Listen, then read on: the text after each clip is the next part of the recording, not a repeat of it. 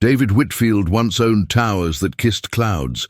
Now he owns nothing but the cardboard beneath him and the shame that swallows his name whole on these Los Angeles streets.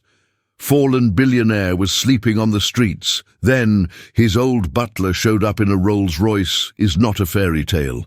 It is the story of a man who learned that some bonds survive even total collapse. When a gleaming car stops and an elderly butler steps out with tears in his weathered eyes, David will discover that loyalty is the only currency that never devalues. This is how a man rises, not by rebuilding empires, but by remembering what it means to be human. Subscribe now to witness the transformation that begins when someone refuses to let you disappear. David Whitfield woke to the sound of pigeons arguing over a discarded sandwich wrapper, their wings slapping the pavement near his head with a violence that felt almost personal. The sun had barely cracked the horizon, spilling weak orange light across the alleyway, where he had spent another night curled beneath a donated blanket that smelled of mildew and someone else's desperation. His body ached in places he had never considered before this fall. His hips, his shoulders, the base of his spine, all of them screaming reminders that concrete was never meant to cradle human bones. He shifted slightly, and the cardboard beneath him crumpled with a sound like breaking promises, the same sound that had accompanied every morning for the past 4 months. The city was waking around him, indifferent and mechanical, its rhythm pulsing with the footsteps of people who had places to be, people who still mattered in the eyes of the world. David closed his eyes again, not because he wanted to sleep, but because opening them fully meant confronting the truth that today would be exactly like yesterday and the day before, and all the days that stretched back to the moment his empire crumbled into ash and legal judgments. There had been a time when David Whitfield's mornings began with the scent of freshly pressed linen sheets and Colombian coffee brought to his bedside by James, his butler, a man whose presence had been as constant as sunrise itself. Those mornings felt like they belonged to someone else now, a character in a story David could no longer claim as his own. He remembered the weight of silk robes, the cool marble beneath his feet as he walked to floor-to-ceiling windows that framed the Los Angeles skyline like a painting he owned. He remembered meetings that determined the fates of thousands, decisions made over breakfast that moved markets and shifted fortunes. But those memories had become cruel visitors, arriving uninvited to mock him as he lay on filthy pavement, his clothes stiff with the grime of survival. The fall had not been gradual. It had been a free fall, a series of catastrophic collapses that left no time for adjustment or grace. Bad investments, trusted partners who turned out to be thieves in expensive suits, a market crash that devoured his liquidity, and finally the lawsuits that picked his bones clean. Within 18 months, David had gone from billionaire to bankrupt, and within another 6, he had gone from bankrupt to invisible. The invisibility was the worst part, worse than hunger, worse than the cold nights when his body shook so hard he thought his bones might shatter. People looked through him now, their eyes sliding past his face as if he were made of glass or air, something that existed only as an obstacle to step around. He had tested this phenomenon in the early weeks, standing on busy corners and staring directly at passers-by, trying to catch someone's gaze, trying to register as human in their field of vision. But they moved around him like water flowing past a stone, their expressions unchanging, their conversations uninterrupted. It was as if his financial collapse had erased not just his wealth, but his very substance, as if the world had decided that a man without money was a man without a soul worth acknowledging. David had stopped trying to make eye contact after a while. It hurt too much to be reminded that he had become a ghost haunting his own life, visible only to those who shared his station on the streets, the other forgotten ones who knew the particular ache of existing without mattering. This morning, like all the others, David folded his blanket with the care of someone who still remembered that possessions, however meager, deserved respect. He tucked it into the corner of the alley where he had staked an informal claim, a spot behind a Chinese restaurant that offered some shelter from the wind and occasional scraps of food if he timed it right with the evening trash. His body moved through the ritual of waking with mechanical precision, checking his shoes for holes, running his fingers through hair that had grown long and tangled, touching his face to feel the beard that now obscured features once photographed for magazine covers. He could smell himself, a sour odor that no amount of public restroom sink washing could fully erase. The smell of someone who had stopped being a person and become instead a problem. A statistic, a cautionary tale. He stood slowly, his knees protesting, and began the walk toward the mission 3 blocks away, where he might find breakfast and a few hours of warmth before the day's heat made the streets unbearable in different ways. Each step was a negotiation with pain and pride, the latter being the thing that hurt most of all. The streets of Los Angeles at dawn held a particular quality of loneliness that David had come to know intimately. A silence broken only by the distant hum of early traffic and the occasional siren wailing its way towards someone else's emergency. He passed storefronts still dark and shuttered, their window displays featuring clothes and electronics that might as well have been artifacts from an alien civilization for all the relevance they held to his current existence. He saw his reflection in one window and looked away quickly, unable to reconcile the haggard face staring back with the man he remembered being. Somewhere in that reflection was David Whitfield, former CEO, philanthropist, man of influence and power. But he could not find that person anymore among the hollowed cheeks and haunted eyes. He kept walking, his feet knowing the route by heart now, past the bus stop where commuters gathered with their phones and coffee cups, past the park where other displaced people were beginning to stir from their own makeshift beds. The world moved around him with purpose, while he moved through it with none. A ghost ship drifting through waters that once bent to his will.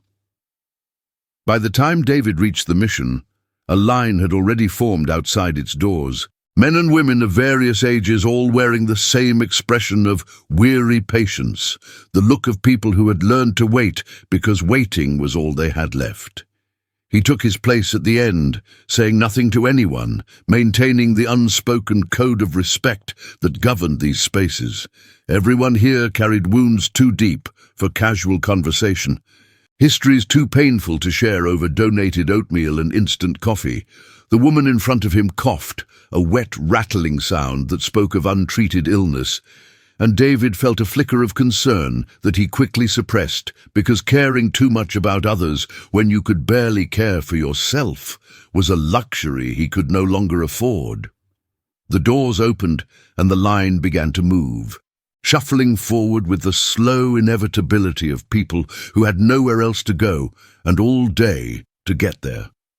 David crossed the threshold into the warm interior, the smell of industrial cleaning solution and cooking food hitting him like a memory of institutional care, and he took his tray and joined the assembly line of the forgotten, one more body among many. One more person learning to survive on the margins of a city that had once placed him at its glittering center. The oatmeal was grey and congealed, pooling in the bowl like something that had given up on being food and settled instead for being sustenance, the bare minimum required to keep a body functioning. David ate it slowly, mechanically, each spoonful a small act of surrender to the reality that this was what his life had become. Grey food in grey rooms surrounded by grey people whose stories he would never know, because knowing meant caring, and caring meant feeling the full weight of collective despair.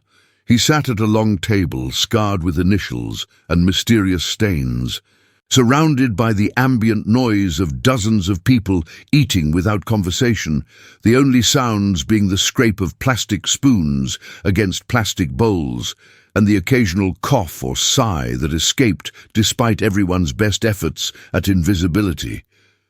Across from him sat an older man with a face like crumpled paper, eyes that stared at nothing in particular, and David wondered if he saw himself in that face, if he too had become someone whose eyes no longer focused because there was nothing left worth seeing clearly. The thought made his stomach turn, but he kept eating because hunger was still hunger, even when you had lost everything else, including your appetite for living. After breakfast, David wandered back into the morning light, which had grown harsher now, the California sun asserting itself with the kind of insistence that made shadowed alcoves precious real estate among the street population. He had no destination, no appointments, no obligations, nothing that resembled the structured days that had once defined his existence, when every hour was accounted for and every minute optimized for productivity and profit. The freedom should have felt liberating, this complete absence of schedule or expectation, but instead it felt like drowning in time, each hour stretching endlessly before him with nothing to fill it but the task of continued survival. He walked without purpose through neighborhoods that shifted from commercial to residential and back again. Past houses where families were probably gathering for Sunday breakfast, children laughing, parents planning outings, all of them existing in a parallel universe where homelessness was something that happened to other people, something they might see on the news and cluck their tongues at before changing the channel. David had once been one of those people. He realized with a bitter clarity.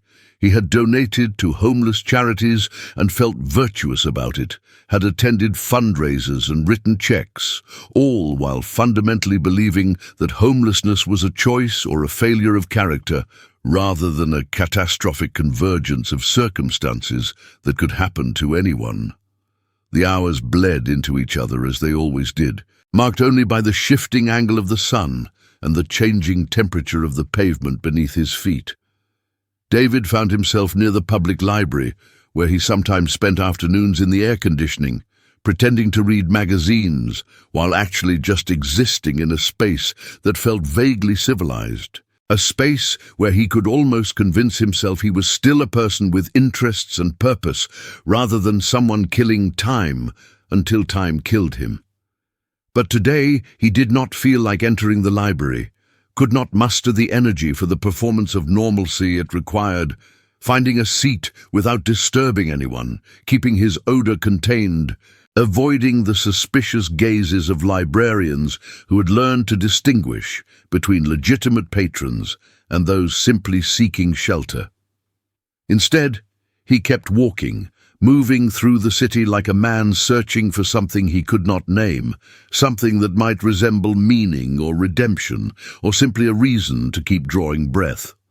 The shops he passed were opening now, their owners unlocking doors and flipping signs to welcome customers who had money to spend, who belonged to the economic system that hummed along invisibly but absolutely, determining who mattered and who did not, based solely on their ability to participate in transactions. David paused in front of a men's clothing store, drawn despite himself to the window display featuring a mannequin in an impeccably tailored suit, the kind of suit he used to wear without thinking, the kind that cost more than most people earned in a month, and announced to the world that you were someone worth paying attention to. The mannequin stood frozen in a posture of confidence, one hand in its pocket, face angled upward, as if contemplating its brilliant future, and David felt something crack open inside him. A grief so profound it felt almost physical, a mourning not just for the suits and the wealth, but for the person who had worn them, the person who had believed that clothes and cars and corner offices somehow constituted an identity. He had lost more than money in his fall. He had lost the architecture of himself, the entire framework that had given his life shape and meaning. Without that framework, he discovered, there was just this, a man standing outside a window, staring at a version of himself that no longer existed, and perhaps had never truly existed at all. The realization should have devastated him, but he felt only a dull ache, the kind that had become so familiar it registered less as pain and more as the baseline condition of his existence. A security guard emerged from the store, his expression shifting from neutral to suspicious as he registered David's presence. And David understood immediately what was happening, the calculation being made about whether this disheveled man, staring at expensive suits, represented a threat to merchandise or customers. He raised his hand slightly in a gesture of surrender and moved away before the guard could speak, before the inevitable confrontation could unfold, with its predictable script of veiled accusations and thinly disguised disgust. It was easier to retreat than to assert his right to exist in public space, easier to accept his relegation to the margins than to fight for inclusion in a world that had already decided he no longer belonged. He walked faster now, putting distance between himself and the store, feeling the familiar shame burning in his chest like swallowed acid. Shame that he smelled, that his clothes were dirty, that his very presence made comfortable people uncomfortable, that he had become exactly the kind of person he used to cross the street to avoid. The shame was worse than hunger, worse than cold, worse than any physical discomfort, because it attacked not his body, but his sense of self, whittling away at whatever remained of David Whitfield, until he sometimes wondered if that name meant anything at all anymore, or if he had simply become generic homeless man, indistinguishable from all the others. By the time evening began its slow descent, painting the sky in shades of orange and purple that would have been beautiful if David had retained any capacity for appreciating beauty, he had returned to his alley behind the Chinese restaurant. The familiar smells of cooking oil and soy sauce drifted from the kitchen vents, making his stomach growl despite the breakfast he had eaten hours ago. One meal a day was never enough, but it was what he had, and he had learned to be grateful for even that meager provision. He settled back onto his cardboard platform, pulling the blanket around his shoulders against the evening chill that came surprisingly fast in Los Angeles once the sun disappeared. Around him, the city continued its endless activity, its lights beginning to twinkle on in windows and street lamps. Each light representing a life being lived inside walls, with locks and heat and running water, lives that proceeded with the confidence of people who had never questioned their right to basic shelter and safety. David closed his eyes and tried not to think about what tomorrow would bring, because tomorrow would bring exactly what today had brought. Nothing and everything, survival and despair. The grinding work of continuing to exist when existence itself had been stripped of any purpose beyond biological persistence. The sound of a car engine cutting through the morning stillness was not unusual. Delivery trucks came and went. Restaurant supplies arrived in unmarked vans. The city's commercial heartbeat continued, regardless of who slept in its alleys. But this engine sounded different.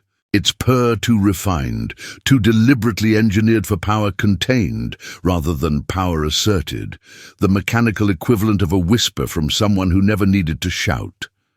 David registered it somewhere in the fog between sleep and waking, that liminal space where the body knows something has changed, but the mind has not yet assembled the information into meaning. He opened his eyes slowly, expecting nothing because expectation had become another luxury he could no longer afford, and saw something that made no sense in the context of his current reality. A Rolls-Royce, gleaming black and impossibly pristine, parked at the mouth of the alley like a spacecraft that had landed in the wrong dimension. The morning sun caught its chrome and paint, creating a brightness that hurt David's eyes, and for a long moment he simply stared at it, trying to understand what object from his old life had wandered into his new one. What cosmic joke was being played by a universe that had already demonstrated a cruel sense of humor? The driver's door opened with the kind of engineered precision that comes from automotive excellence, and a figure emerged, tall despite age, moving with careful dignity, dressed in a dark suit that spoke of service and tradition. David's brain struggled to process what his eyes were seeing, fought against the impossibility of recognition, because recognition meant hope, and hope was the most dangerous thing a person in his position could entertain. The figure walked toward him slowly, and with each step, more details resolved. Silver hair perfectly combed, a face lined by 7 decades of living, but still holding its structure, eyes that were searching and finding and filling with something that looked terrifyingly like joy. David tried to scramble to his feet, his body responding to some deep instinct about decorum, even though decorum had abandoned him months ago. But his legs betrayed him, cramped from the night's cold, and he remained on his cardboard throne like some horrible parody of a king receiving a courtier. The man stopped a few feet away, and when he spoke, his voice carried across the years and the ruin with a steadiness that made David's throat tighten. "Sir," James said, and the single word contained everything: recognition, grief, loyalty, and an unwavering insistence that David was still the person that title implied. "It's time to come home." The words hung in the air between them, impossible words that could not mean what they seemed to mean because David had no home, had forfeited the right to such concepts when he lost everything and everyone. When the lawsuits and bankruptcy proceedings had stripped him down to nothing but this body and this blanket and this corner of forgotten pavement. David opened his mouth, but no sound emerged, his voice having apparently fled somewhere deep inside him where it would not have to participate in this scene that felt simultaneously like salvation and hallucination. James took another step forward, close enough now that David could see the moisture gathering in his eyes, could see that this man who had served him for 30 years was fighting his own battle with composure, was trying to maintain the professional distance that had defined their relationship, even as something far more profound threatened to overwhelm that formal structure. "I don't understand," David finally managed, his voice coming out cracked and raw from disuse and emotion, sounding nothing like the voice that had once commanded boardrooms and ordered empires into existence. "James, what are you doing here? How did you find me?" The questions tumbled out without order or priority because his mind was reeling, trying to reconcile this impossible visit with everything he had come to accept about his abandonment and isolation.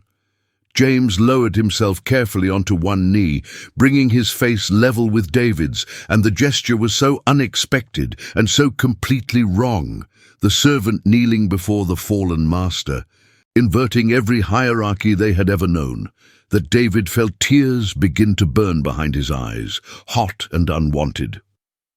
James reached out and placed a hand on David's shoulder, and the touch was gentle but firm, anchoring David to reality, even as reality seemed to be dissolving into something he could not yet name.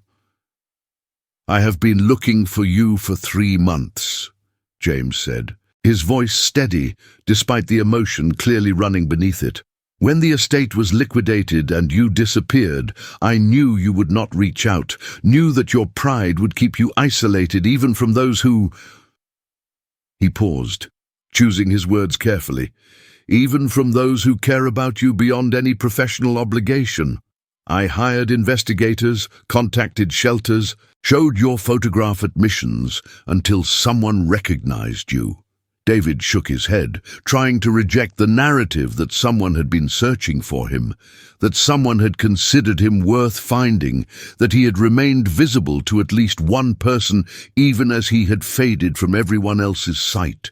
The tears spilled over now, running down his cheeks and into his beard, carrying with them months of accumulated grief and shame, and the terrible weight of believing he had been completely forgotten.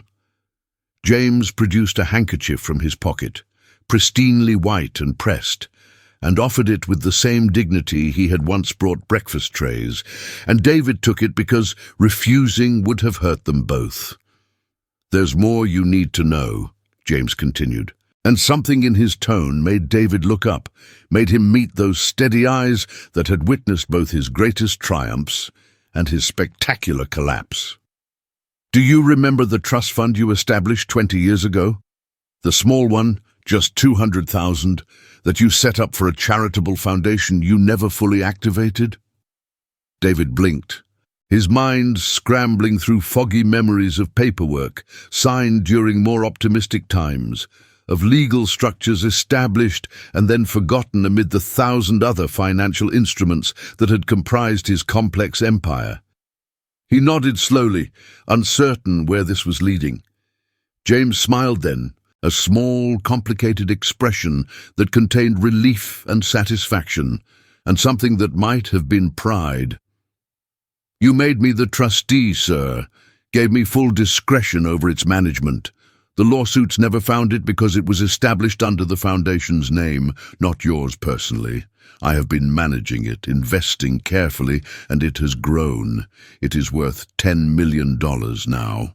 The number hung between them like something too large to comprehend, too impossible to be real, and David just stared at James while his brain tried to process what resurrection might feel like, what it meant that life had left him one last door he had not known existed.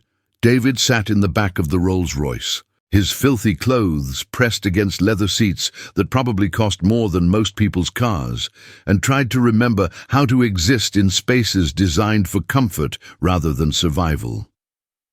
James drove in silence, allowing him the dignity of processing without pressure, without forcing conversation into a moment that required quietness to comprehend. The world beyond the tinted windows looked different from this vantage point, filtered through glass that protected and separated, creating a barrier between David and the streets he had just been pulled from. He watched people walking on sidewalks, going about their ordinary Sunday activities, and wondered how many of them had their own invisible precipices nearby. How many were just a few bad decisions or unlucky breaks away from the cardboard and alleys he had called home. The car's interior smelled of leather and subtle cologne, clean smells that made him acutely aware of how much he did not belong here anymore, how thoroughly the streets had colonized his body and being. He caught his reflection in the rearview mirror and saw a stranger, hollow-eyed, wild-haired, wearing the accumulated damage of months without shelter, and quickly looked away because that stranger was still him, still David Whitfield, still the person who had to somehow reconcile these two impossibly different versions of existence. "Where are we going?" David asked finally, his voice sounding too loud in the car's hushed interior, breaking the silence with the first question of what would surely be hundreds. James glanced at him in the mirror, his expression unreadable in that way servants learn to master, revealing nothing that might make their employers uncomfortable. "To my home first," James replied. "You will need time to adjust, to process what has happened. You will need a hot meal, a bath, clean clothes. Then we can discuss what comes next, but only when you are ready." The practicality of it struck David as both mundane and profound. Of course, he needed these basic things, these human necessities he had learned to live without. But the ease with which James listed them, as if David's restoration to basic dignity was simply a matter of proper sequencing and care, suggested a faith in his reclamation that David himself did not yet possess. He nodded, unable to articulate the chaos of emotions churning inside him, gratitude and shame, hope and terror, relief and a strange grief for the person he had been on those streets, the person who had learned to survive without these comforts and had found a harsh kind of clarity in that stripped-down existence. The drive took them out of downtown, through neighborhoods that grew progressively quieter and more residential, streets lined with jacaranda trees dropping purple blossoms onto clean sidewalks, houses with manicured lawns and cars parked in driveways that spoke of multiple vehicles per family rather than no vehicles at all.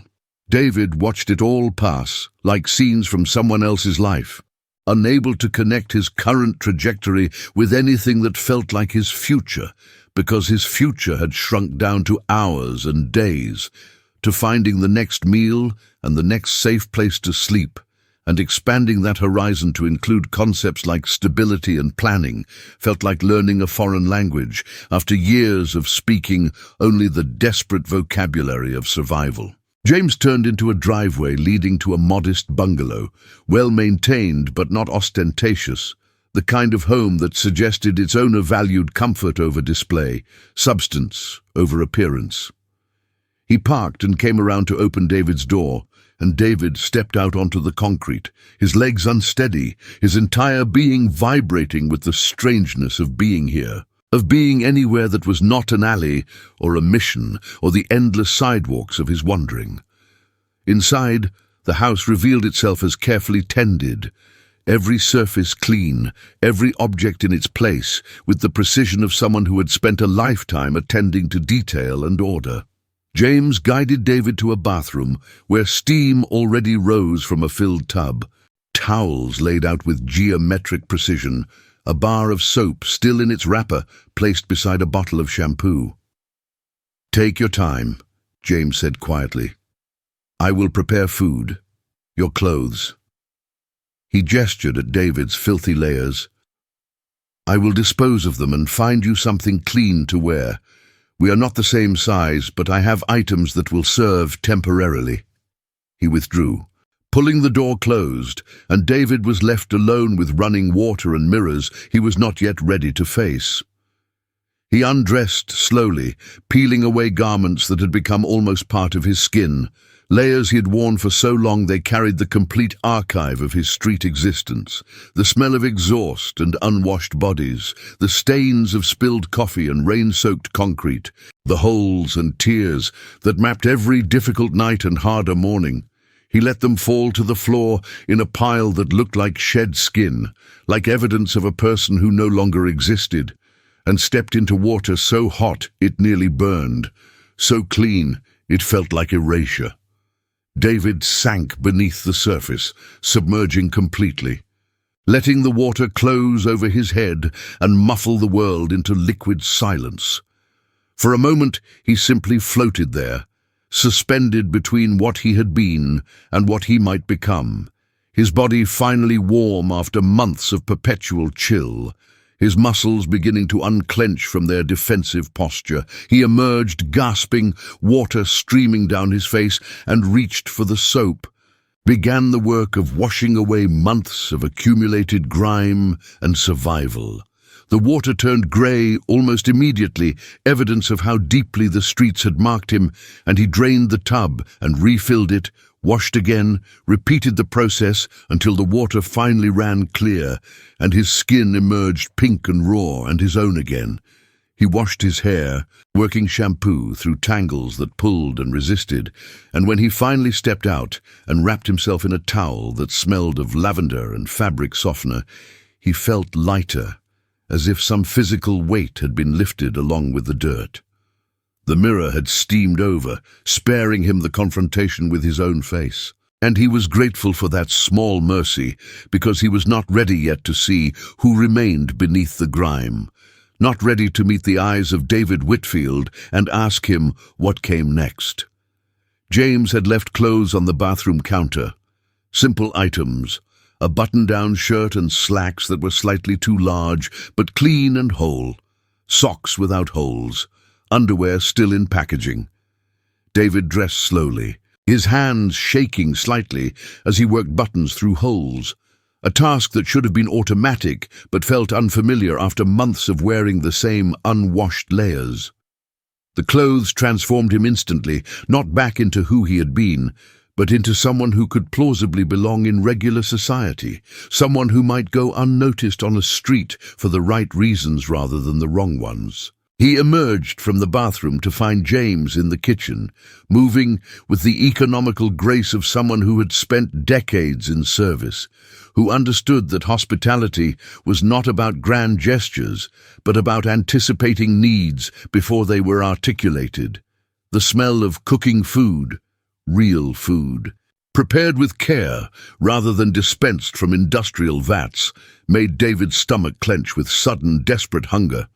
And he realized he had been subsisting on so little for so long that his body had almost forgotten what actual appetite felt like.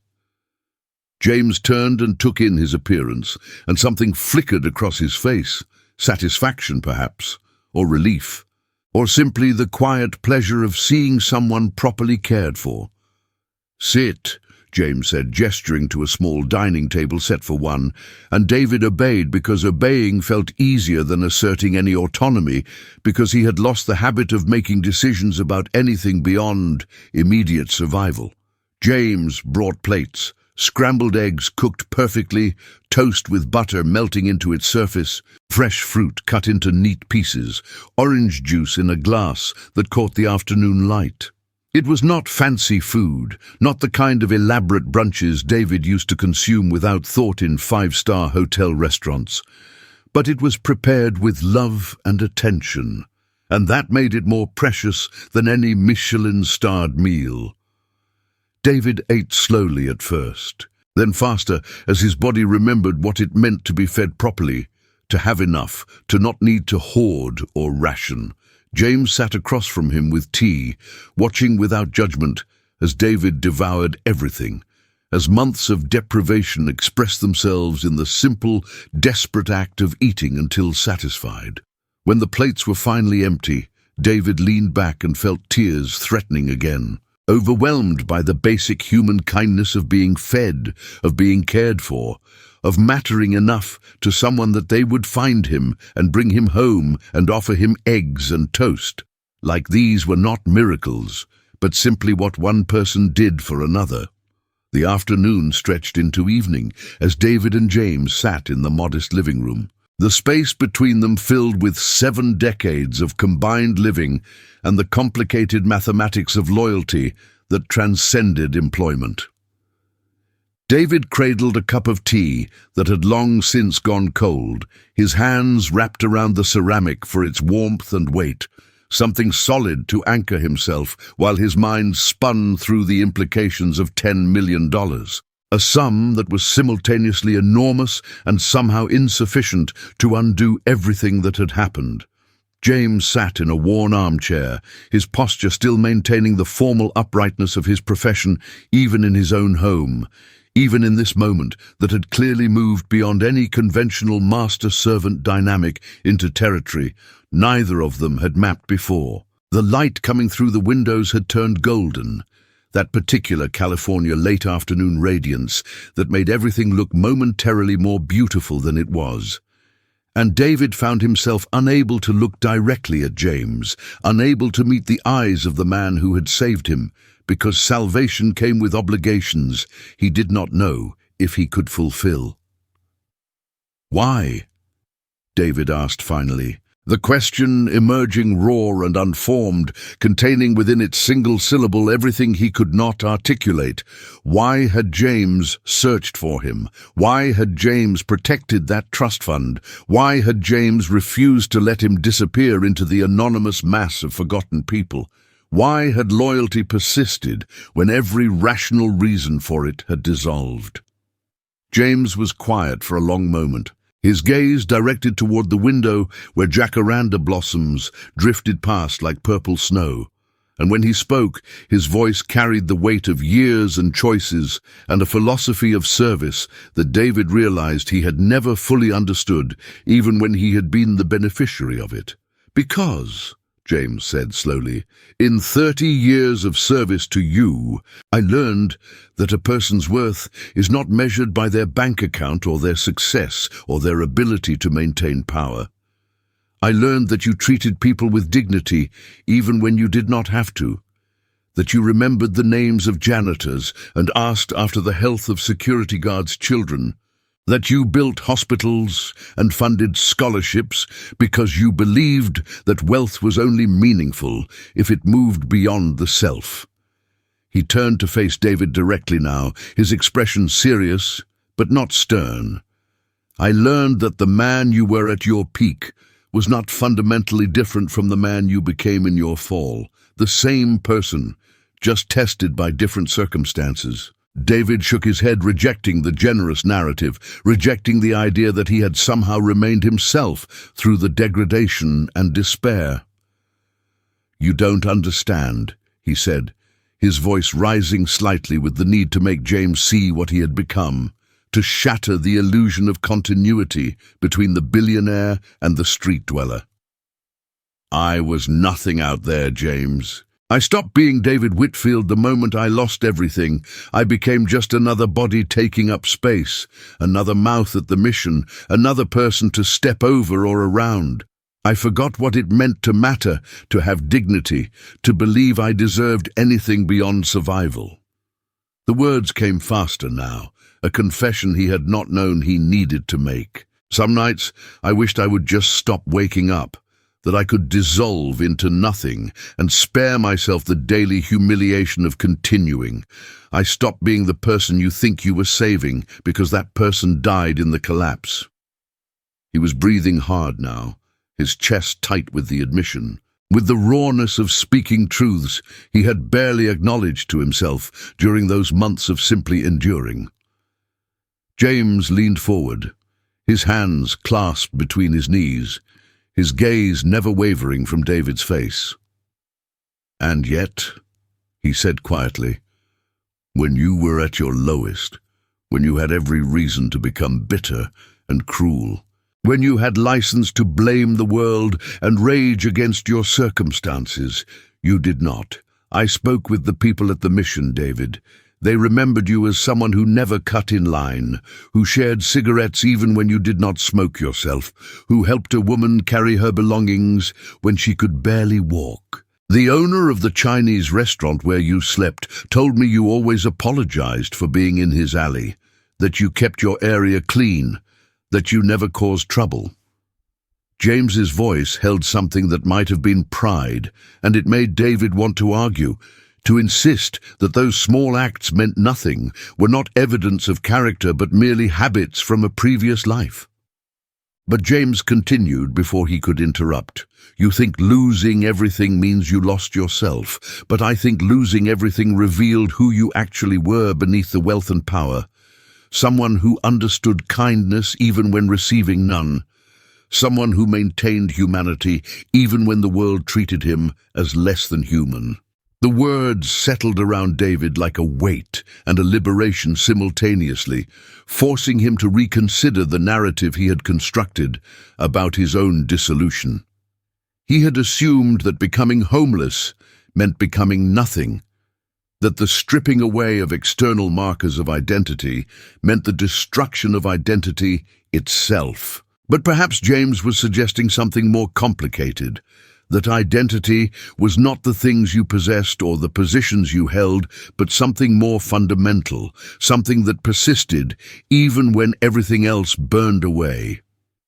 The idea was both comforting and terrifying, because if it was true, then he bore responsibility not just for rebuilding his external life, but for honoring whatever core remained, for becoming not the billionaire he had been, but someone shaped by both the heights and the depths, someone who understood wealth and poverty not as abstractions, but as lived realities that marked the body and soul.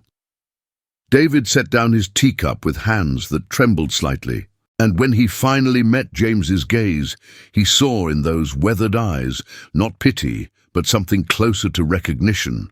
The look of one human seeing another clearly across all the barriers of class and circumstance and history that should have kept them separate, but somehow had not.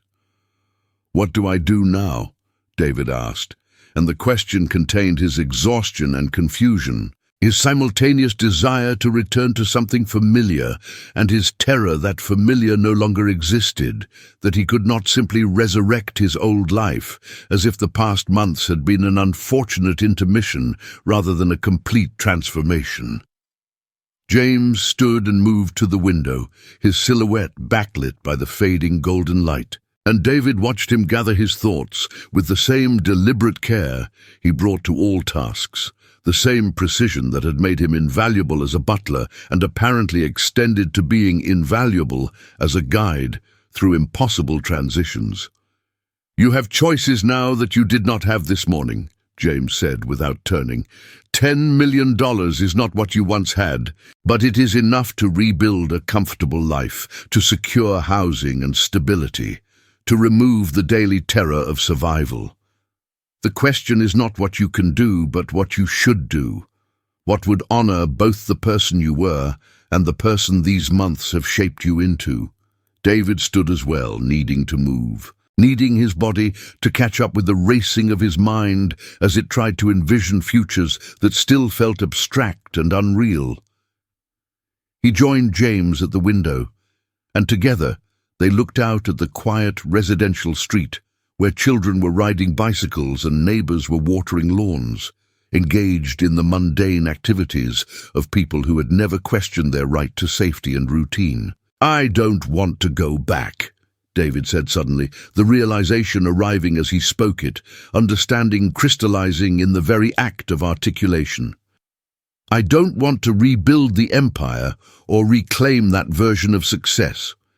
I spent months watching people suffer from the same invisibility I experienced, watching people die slowly from lack of shelter and care and basic human recognition. I can't unsee that, James. I can't pretend those months didn't teach me something about what actually matters." He turned to face his former butler, his current savior, the man who represented both his past and potentially his future. "I want to build something different. Something that addresses what I now know from the inside, rather than from the comfortable distance of charity galas and tax-deductible donations." James turned as well, and David saw something shift in his expression, a subtle relaxation, as if he had been waiting to hear exactly these words, as if David had just passed some test he had not known he was taking. "Then we should discuss how to structure that work properly," James said, his tone shifting into the practical efficiency that had made him exceptional at managing households and apparently extended to managing resurrections. $10 million invested wisely and spent strategically could create significant impact. Shelters, yes, but also programs that address the root causes of homelessness, job training, mental health services, addiction support, housing first initiatives. You have something now that you did not have when you were wealthy before. Credibility born from experience, the authority of someone who has lived what he is trying to address rather than simply observed it from above. And the words were spoken without flattery, simply as facts to be considered in the planning process. And David felt something loosen in his chest, some knot of shame and confusion beginning to unwind, because James was treating this not as redemption or penance, but as work, as a project to be undertaken with intelligence and care.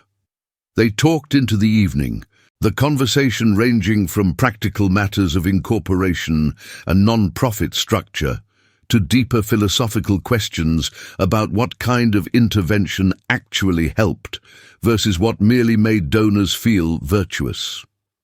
James made more tea, produced a notepad, began sketching out organizational charts and funding models with the same meticulous attention he had once brought to managing David's household staff and calendar. David found himself engaged in a way he had not been for years, not since the early days of building his first companies, when success was still uncertain and work felt like creation rather than maintenance. The difference now was that the stakes felt higher, more immediate, more personal. He was not building something to accumulate more wealth, but to address suffering he had experienced firsthand, to ensure that others might not have to endure what he had endured, or at least might endure it with more support and dignity. As the sky outside darkened and James turned on lamps, filling the room with warm, artificial light, David felt something he had not felt in months: purpose. Not the driving ambition that had characterized his first life, but something quieter and perhaps more durable. The sense that his continued existence might actually matter, that he had been given not just money, but a second chance to determine what kind of legacy he would leave. When they finally paused, the notepad covered with James's neat handwriting and David's messier additions, the clock showed nearly midnight. David felt exhaustion settling into his bones, the kind that came not from physical hardship, but from emotional processing, from the work of integrating impossible changes into a coherent narrative of self. "You should sleep," James said, reading his state with the same perceptiveness that had made him able to anticipate needs before they were spoken. "The guest room is prepared. Tomorrow we can begin the practical work of establishing accounts, consulting with lawyers, forming the organizational structure. But tonight, you should simply rest." David nodded, grateful for the permission to stop thinking, to stop planning, to simply be a body in a bed, with clean sheets and a locked door between himself and the world. He stood to go, then turned back, words forming that he had not said to anyone in longer than he could remember, words that felt simultaneously inadequate and absolutely necessary. "Thank you, James, for searching, for not forgetting, for seeing something worth saving when I had stopped seeing it myself."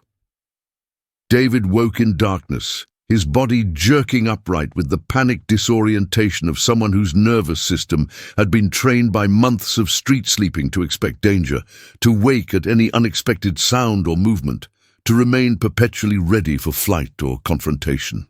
His heart hammered against his ribs before his conscious mind caught up with his circumstances, before he registered the softness beneath him, the clean smell of laundered sheets, the absence of cold and concrete, and the ambient noise of a city that never fully slept.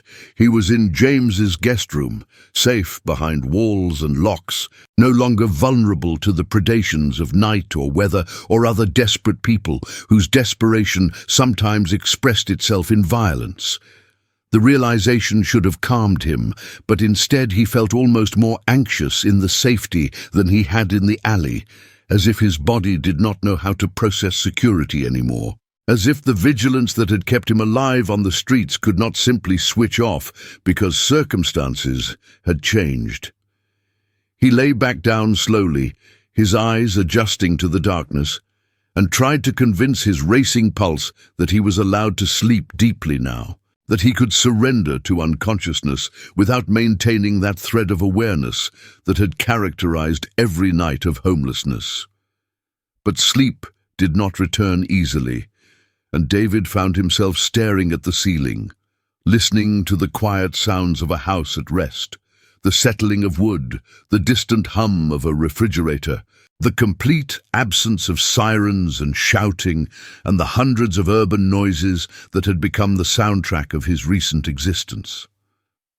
The silence felt almost oppressive, too complete, too much evidence of separation from the world he had been inhabiting just hours earlier. He thought about the alley behind the Chinese restaurant, wondered if someone else had already claimed his spot, if his carefully folded blanket had been taken by another person who needed it more, if the small ecosystem of street dwellers he had existed among had even noticed his absence, or if he had been as invisible to them as he had been to the housed population. The thought brought an unexpected pang of something like guilt or loss, as if leaving the streets meant abandoning the others still trapped there, as if accepting rescue made him somehow complicit in the system that determined who got saved and who remained forgotten. He knew this was irrational, knew that one person's salvation did not diminish anyone else's suffering, but emotions did not follow rational pathways, and guilt had become such a constant companion that it felt wrong to suddenly be free of its legitimate causes. The dawn came slowly, grey light seeping around curtain edges, and David rose stiffly from the bed, his body aching in new ways, the muscles protesting softness after months of hard surfaces, joints confused by the absence of cold and damp, He dressed in the borrowed clothes from the previous day, still too large but clean and whole, and emerged from the guest room to find James already awake in the kitchen, preparing breakfast with the same quiet efficiency that seemed to characterize all his actions. The smell of coffee filled the house, rich and dark, and completely unlike the watery substance dispensed at the mission, and David felt his throat tighten with the continued assault of small kindnesses, each one revealing how much he had learned to live without, how thoroughly he had adjusted his expectations downward until receiving basic care felt like extravagant luxury. James looked up as David entered, his expression assessing without being intrusive, reading David's state with the practiced eye of someone who had spent decades attending to another person's needs and moods. "Did you sleep?" James asked, his tone neutral, offering David the option to be honest or to perform normalcy, whichever felt more manageable. David shook his head, seeing no point in pretending when his face probably showed the truth clearly enough. "Not much," he admitted, accepting the coffee cup James offered and wrapping his hands around its warmth in a gesture that had become habitual, seeking heat wherever it could be found. "My body doesn't remember how to sleep without remaining partly alert. I kept waking up, expecting to be somewhere else." James nodded, unsurprised, and David appreciated that he did not offer platitudes about adjustment or time healing all wounds, that he simply accepted the difficulty and moved forward. They ate breakfast in companionable quiet, oatmeal again, but this time with honey and fresh berries and cream, transformed from institutional punishment into something approaching comfort food, and David found himself wondering how long it would take to stop cataloguing every small luxury, to stop being amazed by running water and locked doors and food that tasted like someone cared how it was prepared. After breakfast, James brought out files and documents, the practical architecture of transformation laid out in manila folders and notarized papers that made David's head swim with their complexity. The trust fund existed in legal structures David barely remembered establishing, had been managed by James with apparently impressive skill and conservative wisdom, growing slowly but steadily through careful investments that prioritized stability over dramatic returns. James walked him through it all: account numbers, investment portfolios, current valuations, with the patience of someone explaining something to a person whose financial literacy had been temporarily displaced by trauma and survival. David tried to focus, tried to engage his old facility with numbers and structures and strategic thinking, but found his mind kept wandering to the people still on the streets, to the faces he had seen at the mission, to the woman with the terrible cough who probably had pneumonia or worse and no way to access treatment. The $10 million kept resolving not as money, but as potential shelter beds, as meals served, as lives that might be marginally improved if he could figure out how to deploy resources effectively rather than wastefully. "I think we should visit the areas where you were staying," David said suddenly, interrupting James's explanation of tax-advantage giving structures. "Before we plan anything, before we create organizations and hire staff and build infrastructure, I need to go back and really see what's needed, not from memory, but from the perspective of someone who now has resources to address it." James paused, his pen hovering over the legal pad where he had been sketching organizational charts. And David saw concern flicker across his features, concern that David might be traumatizing himself unnecessarily, that returning too soon to the sites of his suffering might undo whatever fragile progress had been made toward recovery. But David shook his head before James could voice his objections. "I need to do this while the experience is still fresh. While I still remember what it felt like to be invisible and desperate. If I wait too long, I'll start forgetting. I'll start becoming the comfortable outsider again who thinks he understands, but actually doesn't." James considered this for a long moment, his expression thoughtful, weighing David's need against his welfare, and finally nodded. "Then we will go," he said simply, closing the legal pad and setting down his pen. "But not alone. I will come with you, and we will set boundaries. A few hours only. And then we return here. You are still recovering, David, whether you feel it or not, and recovery requires not just physical safety, but emotional pacing." David wanted to argue, wanted to insist that he was fine, that he did not need to be managed or protected, but he recognized the wisdom in James's caution, even as he chafed against it. He was not fine, not remotely, and pretending otherwise served no one. So he agreed, accepted the compromise, grateful despite himself for James's willingness to set limits that David himself might not have maintained, for caring enough to balance support with appropriate constraint. They drove back into the neighborhoods David had wandered during his months of homelessness. And the geography looked different now from inside the Rolls-Royce, filtered through privilege and mobility in ways that made David uncomfortable. He saw the alleys and corners and doorways where people had set up camps with fresh eyes that belonged to someone with options and resources, and the shift in perspective was both enlightening and disturbing. He had been one of these people just yesterday, had shared their invisibility and marginalization, but already he could feel himself separating, could feel the $10 million creating distance, even as it created opportunity. They parked near the Mission and walked the surrounding blocks, David pointing out significant locations where he usually slept, where the best food handouts happened, which alleys offered shelter from wind, which streets had police who hassled versus ignored the homeless population. James listened without judgment, occasionally taking notes, treating David's experiential knowledge as the valuable data it was, the kind of information no amount of research or study could provide. They encountered people David recognized, though he suspected they did not recognize him. Cleaned up and accompanied by an elderly gentleman in a suit, he no longer registered as one of them, had already begun the visual transformation back into respectability.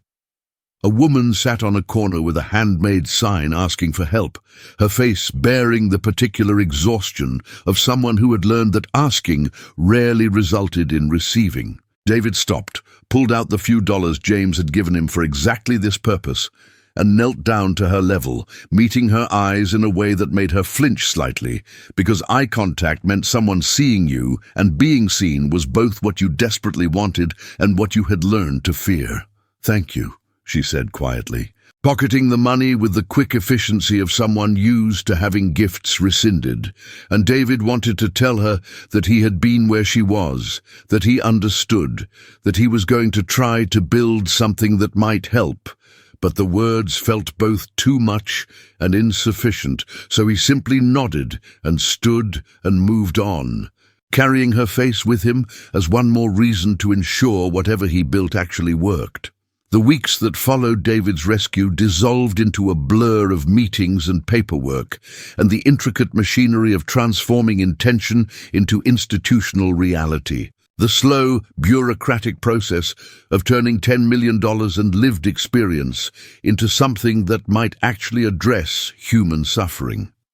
James had connected him with lawyers who specialized in non-profit formation, accountants who understood the tax implications of charitable work, and consultants who had spent careers studying homelessness from academic and practical perspectives. David sat through countless presentations, absorbing information about housing first models and harm reduction strategies, and the complex web of systemic failures that created and maintained homelessness, mental health service gaps, addiction treatment shortages, the impossible mathematics of minimum wage versus rental costs, the criminal justice system that punished poverty and then made recovery nearly impossible.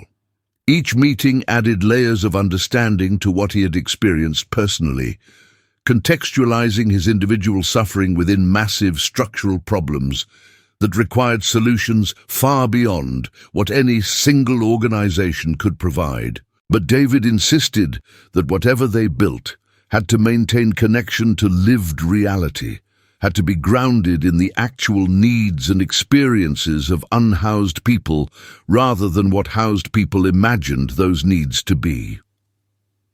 He brought in consultants who had themselves experienced homelessness, paid them properly for their expertise, and listened as they explained why so many well-intentioned programs failed, the rules that felt reasonable to administrators but impossible for people in crisis to follow, the requirements for sobriety before housing when addiction was often a symptom of homelessness rather than a cause, the insistence on paperwork and documentation when many people had lost all identifying materials, the hours of operation that assumed people could show up during business hours when survival often required being elsewhere.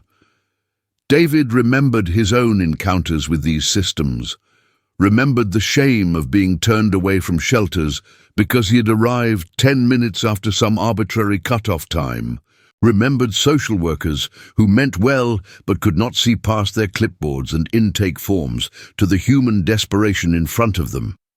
The organization began to take shape slowly, emerging from hundreds of small decisions about structure and mission and approach. They would call it Second Ground, a name that acknowledged both the fall and the potential for new foundation, for building something different rather than simply reconstructing what had been. The initial focus would be on immediate needs, shelter beds without preconditions, meals served with dignity, access to showers and laundry and basic health care, but layered with longer-term support that recognized different people needed different pathways to stability. Some would benefit from job training, others from addiction treatment, still others from mental health services, or simply from having a safe place to exist without constant harassment and displacement. David insisted they hire people with lived experience of homelessness as staff members, not just as token advisors, but as essential personnel whose expertise was valued and compensated appropriately, whose voices would shape policy and practice rather than simply being consulted and then ignored. James proved invaluable in this process, bringing his decades of service experience to the work of creating systems that actually served rather than just processed people. He understood that dignity was not an abstract concept, but something built into every interaction. How you spoke to someone, whether you made eye contact, whether you treated people as problems to be solved, or humans deserving respect, regardless of circumstances. He drafted training protocols for staff that emphasized these principles, pushed back against proposals that would have created bureaucratic barriers or surveillance mechanisms that violated privacy and autonomy, insisted that whatever they built had to be something David himself would have wanted to encounter during his months on the streets.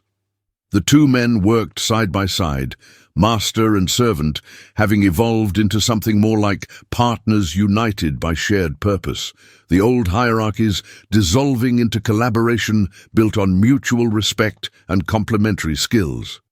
3 months after his rescue, David stood in what would become Second Ground's first facility, a former hotel that had been purchased and was being renovated to provide not just emergency beds, but actual rooms with locks and privacy, spaces where people could begin the process of rebuilding lives without having to perform constant vigilance or share sleeping quarters with dozens of strangers. The construction was nearly complete, and David walked through the halls, imagining them filled with people who needed exactly what he had needed: safety, warmth, the basic dignity of a door that closed, and a bed that was yours alone, even temporarily.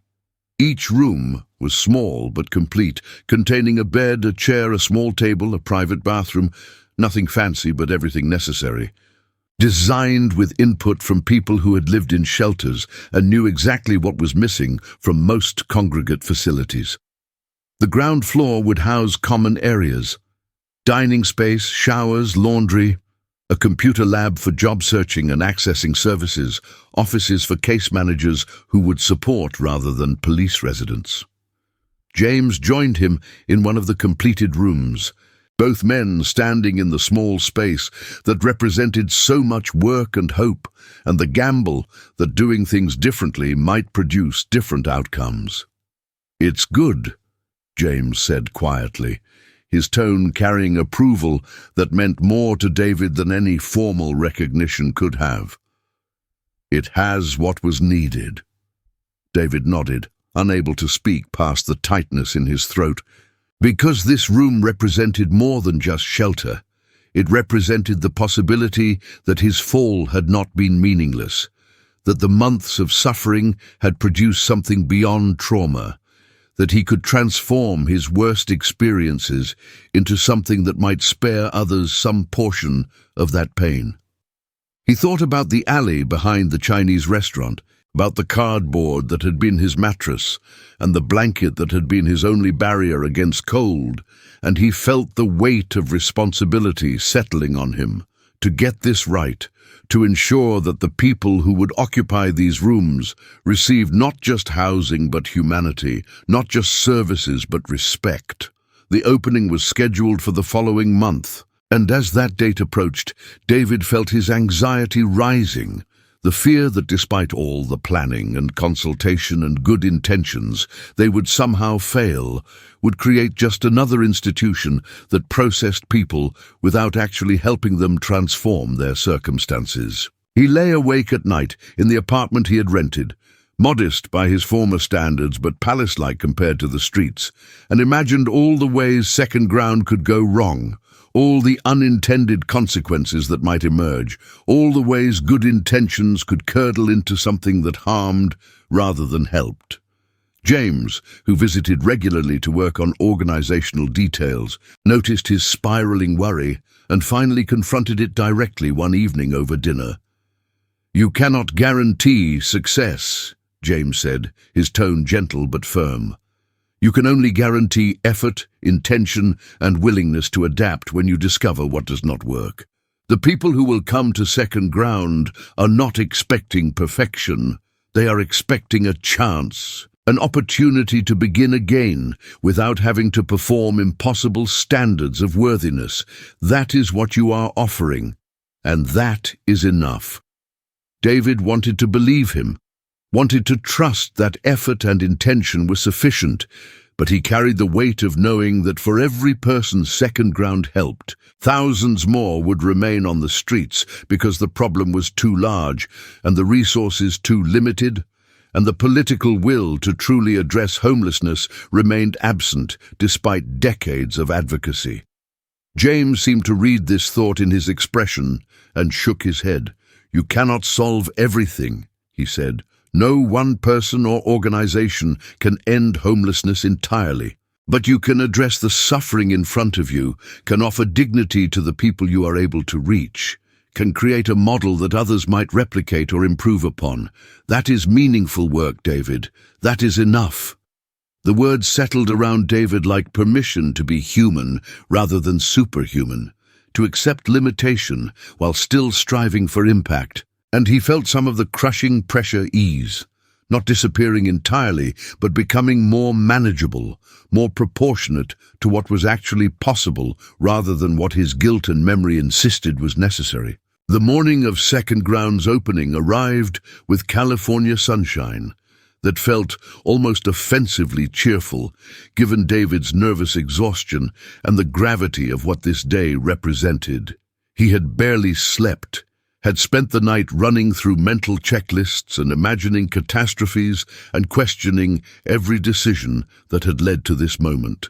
James arrived early, as always, finding David pacing in his apartment and gently but firmly redirecting his anxiety toward productive action, reviewing the day's schedule, confirming staff assignments, ensuring every detail was in place for the dozens of people who would walk through Second Ground's doors, seeking shelter and finding, if everything worked as planned, something approaching home. They drove together to the facility, the morning traffic light enough that they arrived with hours to spare before the official opening, and David used that time to walk through the building one final time, checking rooms and supplies, and reassuring himself that they had done everything possible to prepare for the reality of serving people whose needs were immediate and urgent and could not be postponed by paperwork or procedure.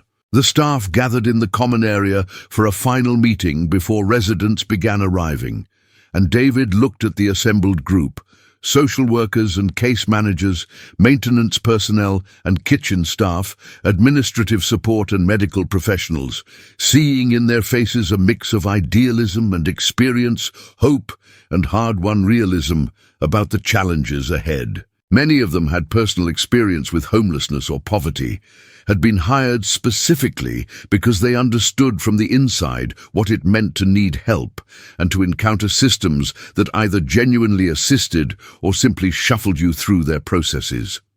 David had prepared remarks, had written and revised a speech about mission and values, and the importance of treating every person with dignity. But when he opened his mouth, the prepared words dissolved, and what emerged instead was simpler and more honest. "Thank you for being here," he said, his voice catching slightly with emotion he had not intended to show. "Thank you for believing that this work matters, and that how we do it matters even more than what we do. I have been where our residents have been, not metaphorically but literally, and I know what it means to be seen or ignored, respected or dismissed, treated as human or processed as problem." He paused, gathering his thoughts, aware that everyone was listening with the kind of attention that came from recognizing authentic vulnerability rather than performed leadership. "I need you to know that I will not always get this right," David continued, "that we will make mistakes and discover unanticipated challenges and have to adapt constantly. But I also need you to know that your voices matter in that process. That if you see something that is not working or that could work better, I want to hear it regardless of hierarchy or position. We are building this together, and the people we serve will also help build it through their feedback and experiences. This is not my organization. It belongs to all of us, and ultimately to the people whose lives we hope to improve." The staff nodded, some smiling slightly, and David saw in their responses a kind of relief that he was not going to perform certainty he did not possess, that he was willing to acknowledge the messiness and difficulty of the work they were undertaking together. The first residents began arriving mid-morning, individuals and couples and occasionally small family groups, all of them carrying the visible markers of street living: worn clothes, overstuffed bags, or shopping carts containing everything they owned. The particular wariness that came from being repeatedly disappointed by promises of help that never materialized.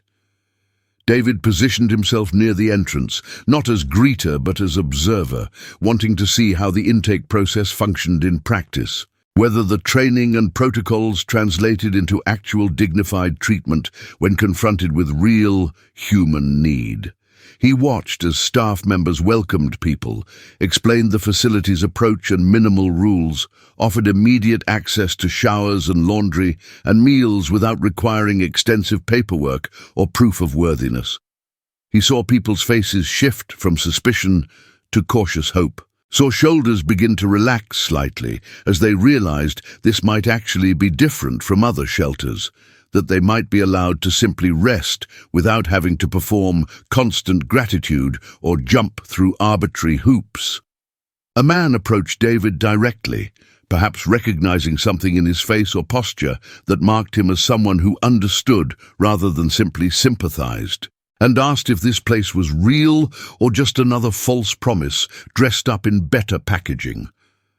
David met his eyes and saw himself reflected there, the same exhaustion, the same desperate hope fighting against learned cynicism, the same calculation about whether to risk believing that help might actually arrive this time. "It's real," David said quietly. I cannot promise it will solve everything or that it will be easy, but I can promise you will be treated like a person who matters, not like a problem to be managed. You will have a room with a lock, food that is actually edible, staff who will listen rather than lecture. And if it does not work for you, if you find it is not what you need, you can leave without penalty or judgment. The man studied him for a long moment, then nodded slowly and moved toward the intake desk, and David felt the weight of that interaction, the responsibility of having made a promise he would have to work every day to keep. As the day progressed and rooms filled, and the facility came alive with the presence of people who had been surviving on streets and now had walls and doors and privacy, David found himself moving through the building in a kind of daze, overwhelmed by the reality of transformation made concrete. He stopped in the dining area where residents were eating lunch. Simple food, but prepared fresh and served on actual plates rather than disposable containers. A small detail that James had insisted mattered in communicating respect, and watched people talk quietly among themselves, the conversations tentative but present, evidence of community beginning to form among strangers, united by shared struggle. He walked past the laundry room, where machines hummed and people washed clothes that had not been truly clean in months or years, reclaiming basic hygiene as a right rather than a privilege. He saw a woman emerge from a shower with wet hair and clean clothes, and an expression of such relief it nearly broke him, because he remembered exactly how transformative hot water could be when you had been denied it for so long. James found him in the late afternoon, standing in the hallway, looking at nothing in particular, processing everything that had happened and would continue to happen now that second ground existed in the world as more than just concept and commitment. "You did it," James said simply, and David shook his head because it was not done, would never truly be done, as long as people still lived on streets and suffered from societal abandonment. But he understood what James meant. They had created something real and potentially meaningful, had translated money and experience into actual shelter and support, had opened doors that might lead some people towards stability, even if they could not save everyone. "We did it," David corrected, because this had never been his work alone, but always collaborative, always dependent on James's steadiness and wisdom, and the countless others who had contributed their expertise and labor and belief that different approaches might yield different outcomes. They stood together in the hallway as evening light slanted through windows, two men who had traveled unexpected paths to arrive at this moment, one fallen from wealth and resurrected by loyalty, the other maintaining faith across years and serving with dedication that transcended employment to become something closer to love. David thought about the Rolls-Royce pulling up to his alley months ago, about James stepping out and refusing to let him remain disappeared, about the trust fund that had grown quietly while his life collapsed loudly, about every choice that had led to this building full of people who might now have chances they lacked just this morning. He thought about his former life as a billionaire and his interim life as invisible ghost, and this current life as something he was still learning to inhabit. Someone with resources deployed toward purpose, someone whose fall had not ended him but redirected him, someone learning that the measurement of a life might have less to do with what you accumulated and more to do with what you gave away and how you treated people when you had the power to help or harm them. "Sir," James said, using the title that had persisted despite everything that had changed between them, "you should go home and rest. This will continue tomorrow and the day after, and for as long as you maintain commitment to it. Pace yourself." David nodded, accepting the wisdom even as part of him wanted to stay and ensure everything continued functioning perfectly, wanted to personally guarantee that no one was disappointed or mistreated or sent back to streets because of some failure of imagination or resources. But James was right. This work would require endurance, not just intensity, would require him to maintain himself so he could maintain the organization, would require accepting that he could not personally address every need, but could build systems that addressed many needs consistently and with dignity. They walked out together into the evening, leaving Second Ground to its staff and residents, trusting that what they had built would hold through the night and into tomorrow and beyond. David stood outside looking back at the building, its windows glowing with interior light, and felt something settle in his chest that might have been peace or might have been simply exhaustion's cousin masquerading as contentment. He had been a billionaire who lost everything, had been a homeless man who discovered what actually mattered, and now was something else entirely. Someone rebuilding not an empire, but a foundation, not for himself, but for others, not to reclaim what he had lost, but to create what had never existed for him during his months of need. James touched his shoulder gently, a gesture of affection that crossed the boundaries of their old relationship and acknowledged their new one, and David turned toward the Rolls-Royce that had once represented rescue and now represented partnership, toward whatever came next in a life that had been broken and was being slowly, carefully rebuilt on entirely different terms than before. He climbed into the car, and as James pulled away from the curb, David looked back one final time at Second Ground, standing solid in the dusk.